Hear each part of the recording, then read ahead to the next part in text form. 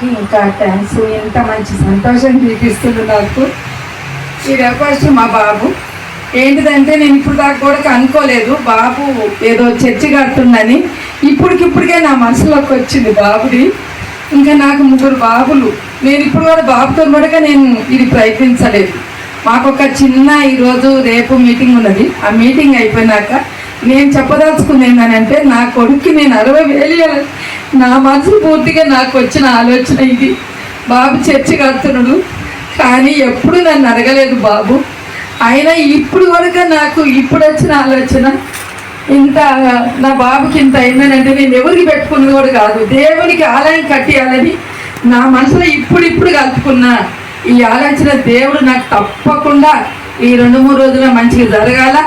ఆ బాబుకి నిలబడి నేను చేయాలని 60,000-70,000 ఇవి కాదు. ఆ బాబు దగ్గరుండి ఆ యేసయ్య గుడిలో ఆ పిల్లలకి ఒక స్థానం ఇవ్వాలని ఇంత మంచి కోరిక ఈరోజు ఇచ్చిన వందనాలు.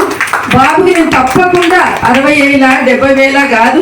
ఇప్పుడు వరకు ఆయన చెప్పి నేను నిర్ణయించుకోలేదు.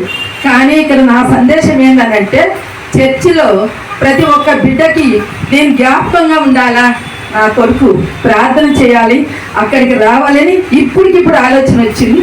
నేను ఎట్లకెళ్ళి బాబుకు నేను ఇచ్చే మాట పట్టుదల నేను సాయం చేయాలని అనుకున్నా. దేవుడు నన్ను, నా కుటుంబాన్ని, నా పిల్లల్ని అందరినీ మరి ఇంకా ఎంత ఇవ్వాలనేది ఆయన ఆలోచన. నాకు ఇచ్చిన ఆలోచన ఇదే ఉందని దేవుడికి నా కొడుకు కూడా చెప్పలేదు.